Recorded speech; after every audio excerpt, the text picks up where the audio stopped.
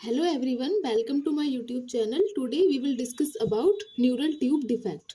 आज हम बात करने वाले हैं न्यूरल ट्यूब डिफेक्ट के बारे में।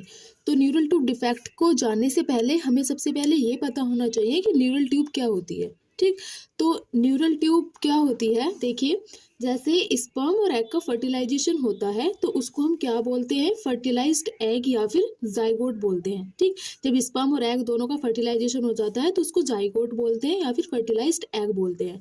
फिर उसको क्या बोलते हैं, जब वो और डेवलप हो जाता है तो उसको फिर एम्ब्रॉय बोलते हैं और एम्ब्रॉय से क्या बनता है, फीटस बनता है। स्पर्म और एग का फर्टिलाइजेशन हुआ, उससे क्या बनता है, जाइगोट, जाइगोट से एम्ब्रॉय और एम्ब्रॉय से लास्ट में क्या बनता है, फीटस। ओके, तो नॉर्मल टर्म प्रेगनेंसी की जो नॉर्मल ड्यूरेशन होती है वो कितनी होती है, 37 to 42 वीक होती है। ये नॉर्मल टाइम ड्यूरेशन है प्रेगनेंसी का।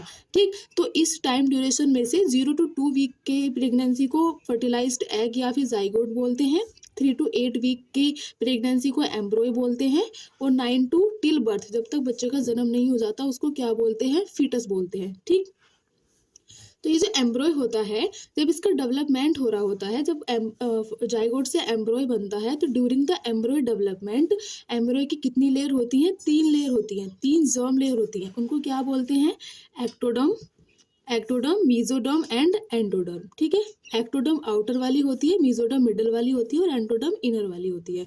तो ये तीनों लेयर डिसाइड करती हैं बच्चे के डिफरेंट बॉडी पार्ट की। ये जो लेयर्स होती हैं बच्चे के डिफरेंट बॉडी पार्ट्स को डेवलप करती है।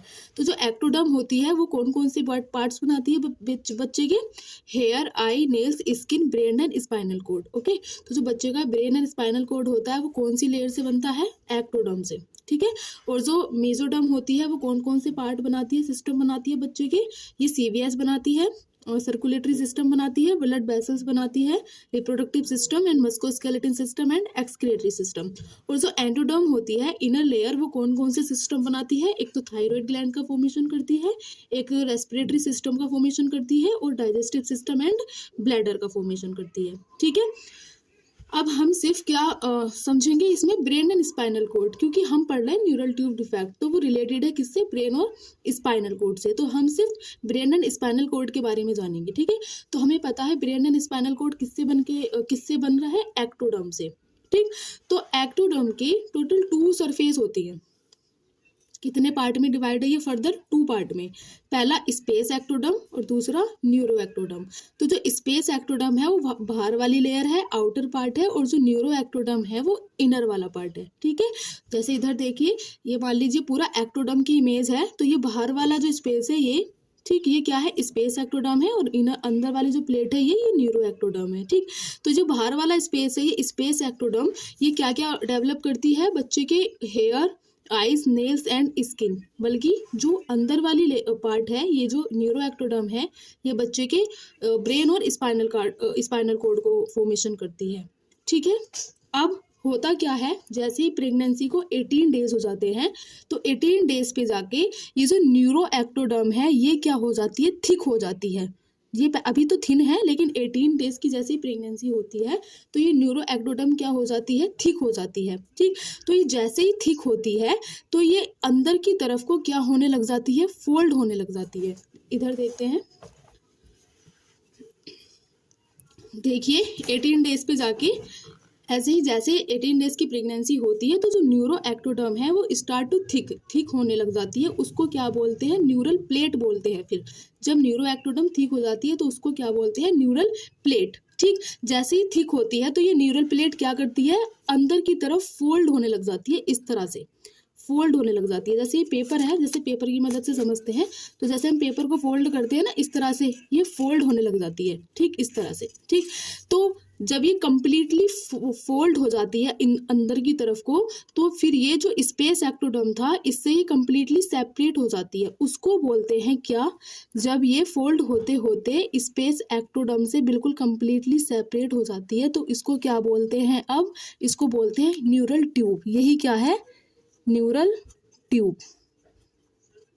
ये न्यूरल ट्यूब है जब बिल्कुल स्पेस एक्टोडर्म से फोल्ड होते होते कंप्लीटली सेपरेट हो गई। ठीक, लेकिन ये देखिए, जैसे ये मान लीजिए, अब ये क्या थी, neural plate, thick neural plate है और ये अंदर की तरफ फोल्ड होने लगी इस तरह से, और ये स्पेस एक्टोडर्म से बिल्कुल क्या हो गई, सेपरेट हो गई। तो ये क्या है, न्यूरल ट्यूब है, ठीक। लेकिन अभी तक ये फ्यूज नहीं है। देखिए इसका जो ये जो पार्ट है ये भी ओपन है और ये भी ओपन है, ठीक है। और यहाँ से भी ओपन है और ये इधर से भी ओपन है, सॉरी, इधर से भी ओपन है, इधर से भी ओपन है, ये वाला पार्ट भी ओपन है और ये वाला पार्ट भी ओपन है, ठीक। तो ये जो ऊपर वाला ओपन वाला पार्ट है, इधर देखते हैं इमेज में, ये जो ऊपर वाला ओपन पार्ट है इसको बोलते हैं क्या, एंटीरियर न्यूरोपोर। और जो लोअर वाला ओपन पार्ट है इसको बोलते हैं पोस्टीरियर न्यूरोपोर, ठीक।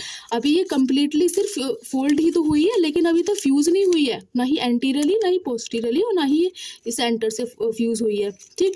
तो फ्यूज कैसे कैसे होती है, सबसे पहले सेंटर से फ्यूज होती है, फिर अपवर्ड फ्यूज होती है, देन लोअर वाला पार्ट फ्यूज होता है इसका, ठीक है। तो सबसे पहले सेंटर से फ्यूज हो जाती है और जो 25 डेज पे जाके जो इसका एंटीरियर पार्ट है उसको क्रेनियल या फिर रोस्ट्रल न्यूरोपोर भी बोलते हैं। तो हैंड ये कब क्लोज होता है, 25 डेज पे जाके। और इसका जो एंटीरियर पार्ट है ये वाला, ये बेसिकली बच्चे का ब्रेन फॉर्म करता है, ठीक। और जो इसका ये पोस्टीरियर पार्ट है इसको कोडल भी बोलते हैं। और ये कब क्लोज होता है, 27 डेज पे जाके, 27 डेज ऑफ प्रेगनेंसी, ठीक है। तो ये बच्चे का क्या फॉर्म करता है, स्पाइनल कॉर्ड एंड जो पोस्टीरियर न्यूरोपोर है ये बच्चे का क्या फॉर्म करता है, स्पाइनल कॉर्ड, ठीक है। ये कंप्लीट मान लीजिए न्यूरल ट्यूब है, कंप्लीटली सेपरेट हो गई है स्पेस एक्टोडर्म से, फोल्ड होके ये न्यूरल ट्यूब है। बट ये अभी सिर्फ सेंटर से क्लोज है, अभी इसका ये वाला पार्ट भी ओपन है और ये वाला पार्ट भी ओपन है। तो ये इसका जो ऊपर का पार्ट है उसको एंटीरियर न्यूरोपोर बोलते हैं और जो इसका लोअर का पार्ट है उसको पोस्टीरियर न्यूरोपोर बोलते हैं, ठीक है। तो अब सबसे पहले इसे सेंटर से फ्यूज है, तो एंटीरियर पार्ट को भी क्लोज होना है और पोस्टीरियर पार्ट को भी क्लोज होना है। होता कब है, एंटीरियर पार्ट 25 डेज पे होता है और जो पोस्टीरियर पार्ट है वो 27 डेज पे होता है, ठीक है। तो ऐसा कह सकते हैं कि जो न्यूरल ट्यूब है वो कंप्लीटली फॉर्म हो जाती है, किससे, पहली बात तो किससे फॉर्म होती है, जो जॉम लेयर होती है एक्टोडर्म उससे फॉर्म होती है, ठीक है। और ये कंप्लीटली फॉर्म हो जाती है कब तक, 1 महीने तक, within 1 month of the pregnancy completely form हो जाती है, ठीक है। ये इसकी डिटेल्ड थ्योरी है, वही चीज़ लिखी हुई है जो मैंने भी एक्सप्लेन की है, ठीक। आप अपने नोट्स में लिख सकते हैं।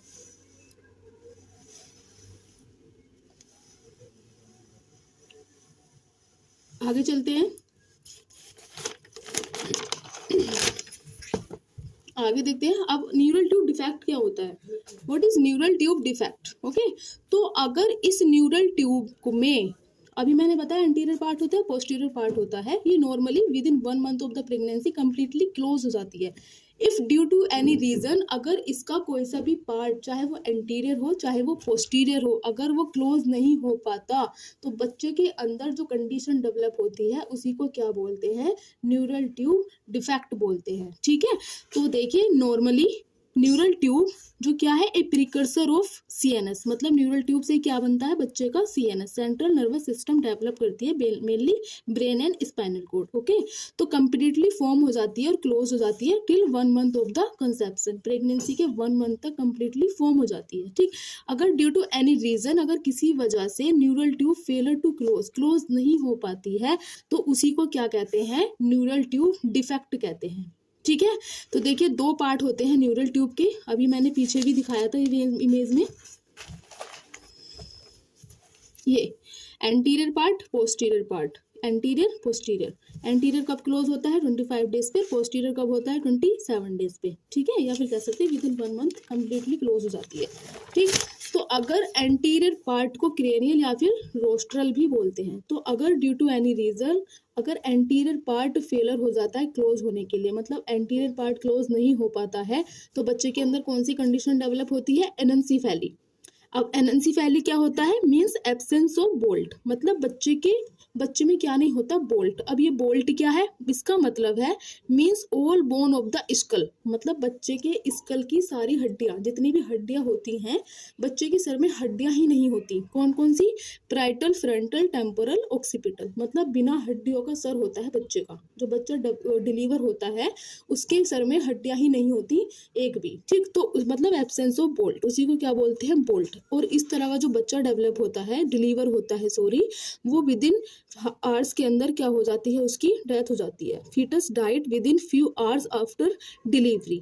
ठीक है, अगर पोस्टीरियर पार्ट किसी reason, if due to any reason posterior part close नहीं हो पाता है, तो फिर कौन सी कंडीशन डेवलप होती है बच्चे के अंदर, डेट इज स्पाइना वाइफिडा। बच्चे के अंदर क्या डेवलप होगा फिर, spina bifida. If the posterior part is failure to close then the condition develop that is spina bifida। अब हम जानते हैं कि what is spina bifida। ठीक है, तो स्पाइना बाइफिडा क्या होता है, अभी डेफिनेशन में मैंने बता दिया कि जो न्यूरल ट्यूब होती है, अगर उसका posterior part with in 27 days normally close हो जाता है, अगर वो 27 डेज में क्लोज नहीं हो पाता है, ओपन रह जाता है, तो कंडीशन कौन सी होती है, स्पाइना बाइफिडा। ठीक है, अब स्पाइना बाइफिडा कितने टाइप्स का होता है, 2 टाइप्स का होता है, spina bifida occulta, spina bifida cystica. तो what is spina bifida occulta, only इसमें क्या होता है, स्पाइना बाइफिडा ओकल्टा में बेसिकली ये जो हमारी वर्टिब्री कॉलन होती है, इसके किसी भी रीजन में हो सकता है, बट मेनली कौन से रीजन में होता है, लंबोसेक्रल रीजन में। जो हमारी लंबर और सैक्रल वर्टिब्री कॉलन है, वर्टिब्री है, मेनली वहां पे होता है। ठीक है, यहाँ पे होता क्या है, हल्की सी जस्ट स्किन इंटैक्ट होगी वहां पे, और हल्की सी क्या गड्ढा, मतलब बच्चे के लंबोसेक्रल रीजन में थोड़ा सा गड्ढा देखने को मिलता है, और वहां पे एबनॉर्मल थोड़ी सी हेयर ग्रोथ भी मिलेगी। ठीक है, but without involvement of the nerves and the spinal cord, लेकिन उसमें कोई भी नर्व्स एंड स्पाइनल कोड का इन्वॉल्वमेंट नहीं होता, मतलब वो बिल्कुल सेफ है, नॉर्मल है, बस हल्की सी वहां पे स्किन इंटैक्ट है, हल्का सा गड्ढा है, तो उसको कहते हैं spina bifida occulta. Only skin is intact at lumbosacral region without involvement of the spinal cord and meninges and nerves also। ठीक है, तो इसलिए बच्चे के अंदर कोई भी न्यूरोलॉजिकल डिफेक्ट देखने के लिए नहीं मिलता, मतलब बच्चा विल बी नॉर्मल, उसके अंदर कोई भी सिम्टम्स ऐसा देखने के लिए नहीं मिलेगा। लेकिन स्पाइना बाइफिडा सिस्टिका में क्या होता है, ये भी 2 टाइप्स का होता है, मेनिंजोसील एंड मायोमेनिंजोसील। ठीक है, तो मेनिंजोसील मतलब नाम से पता चल रहा है कि इसमें किसका इन्वॉल्वमेंट हो जाता है, मेनिंजिस का, जो ब्रेन की आउटर कवरिंग होती है, कौन सी मेनिंजिस सॉरी, जिस ब्रेन को और स्पाइनल कोड को कवर करके रखती है, इसमें उसका इन्वॉल्वमेंट हो जाता है। देखिए, इसमें आउट पाउचिंग हो जाती है, इस तरीके से बाहर को एक सिस्ट निकल जाती है, जिस नाम से पता चल रहा है स्पाइना बाइफिडा सिस्टिका, मतलब सिस्ट निकल गई है बाहर को, लेकिन उसमें किस चीज का इन्वॉल्वमेंट रहेगा, सिर्फ मेनिंजिस का, ओनली मेनिंजिस विद सीएसएफ, उसमें सीएसएफ भरा होगा फ्लूइड, और मेनिंजिस बाहर को क्या हो जाएगी, प्रोट्रूड हो जाएगी। ठीक है, तो there is a outpouching of meninges with CSF, ये विद है, विद का निशान है, विद सीएसएफ। ठीक, लेकिन इसमें नर्व्स का इन्वॉल्वमेंट नहीं है, ना ही स्पाइनल कोड का इन्वॉल्वमेंट है, तो इसलिए इसके अंदर भी क्या रहेंगे, no neurological symptoms, neurological symptom दिखाई नहीं देंगे। ठीक है, अब आता है हमारा मायोमेनिंजोसील। मायोमेनिंजोसील में क्या होता है, प्रोट्रूजन हो जाता है मेनिंजिस का भी, स्पाइनल कोड का भी एंड नर्व्स का भी, इन्हें सिस्ट फॉर्म में, मतलब यहाँ पे भी सिस्ट निकल रही थी, लेकिन इसमें सिर्फ मेनिंजिस का इन्वॉल्वमेंट था, बट यहाँ पे भी सिस्ट फॉर्मेशन होगा लंबोसेक्रल रीजन पे, बट इसमें किस किस चीज का इन्वॉल्वमेंट रहेगा, मेनिंजिस के साथ साथ जो स्पाइनल कोड होती हैं और जो नर्व्स होती हैं, वो भी बाहर को क्या हो जाएंगी, प्रोट्रूड हो जाएंगी, तो जिसकी वजह से क्या होगा, बच्चे के अंदर क्या देखने के लिए मिलेगा, न्यूरोलॉजिकल डिफेक्ट देखने को मिलेगा, मतलब उसके अंदर sign and symptoms will be seen. Okay, तो टाइप समझ में आगे होंगे, आई होप आपको। अब इसके क्या क्या कोज होते हैं, the most important cause of the spina bifida is zinc and folic acid deficiency of zinc and folic acid. ठीक है, क्योंकि ये करता क्या है, ये हेल्प करता है for the formation and the maturation of DNA और न्यूरल ट्यूब को फॉर्मेशन करने में और मैच्योरेशन करने में या फंक्शनिंग करने में ये हेल्प करता है। ठीक है, तो इससे प्रिवेंट करने के लिए कि डिफिशियंसी ही ना हो या बच्चे के अंदर स्पाइना बाइफिडा की कंडीशन डेवलप ही ना हो, तो हम क्या कर सकते हैं प्रिवेंशन में, कि माँ को, जो मदर है, प्रेग्नेंट लेडी है, उसको फोलिक एसिड की टैबलेट देनी है, फोलिक एसिड की टैबलेट चलानी है उसकी प्रेगनेंसी के दौरान। ठीक है, क्या कब चलाएंगे, before 1 month of the pregnancy conceive करने के 1 महीने पहले से देने शुरू कर देंगे। कब तक देंगे, 3 महीने तक, 3 month of the pregnancy, conceive करने के 1 महीने पहले से देने शुरू कर देंगे, और कब तक देंगे, 3 महीने तक, प्रेगनेंसी के 3 महीने तक। देनी कितनी है, 400 mg पर डे, एक दिन में। ठीक है, एक दिन में 400 mg डोज देनी है। ठीक, इसके अलावा और क्या कारण हो सकते हैं,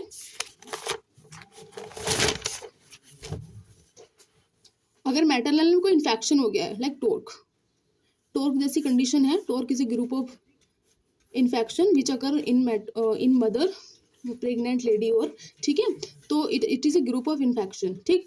तो या फिर कोई क्रोमोसोमल एबनॉर्मलिटी है बेबी में, या फिर कोई टेराटोजोनिक ड्रग ले ली है मदर ने जिसकी वजह से उसके बच्चे पे इफेक्ट पड़ गया है, लाइक वेल्प्रोइक एसिड या फिर कार्बामेजेपाइन, ठीक है। ये दोनों ही क्या है, एंटी कन्वल्जेंट ड्रग्स है जो सीजर्स के लिए लिए जाती हैं, मतलब सीजर्स के लिए लिए जाती हैं, एपिलेप्सी के लिए ली जाती हैं। तो अगर मदर की ड्रग्स चल रही हैं तो इससे क्या हो सकता है, टेराटोजोनिक इफेक्ट हो सकता है बेबी के लिए, और उसमें स्पाइना बाइफिडा जैसी कंडीशन डेवलप हो सकती है, ठीक। अभी तक हमने कोर्स की बात की है, आगे का पार्ट 2 देखिए प्लीज़, जिसमें हम क्लिनिकल साइंस मैनेजमेंट और नर्सिंग मैनेजमेंट की बात करेंगे, तो उसके लिए पार्ट 2 देखें।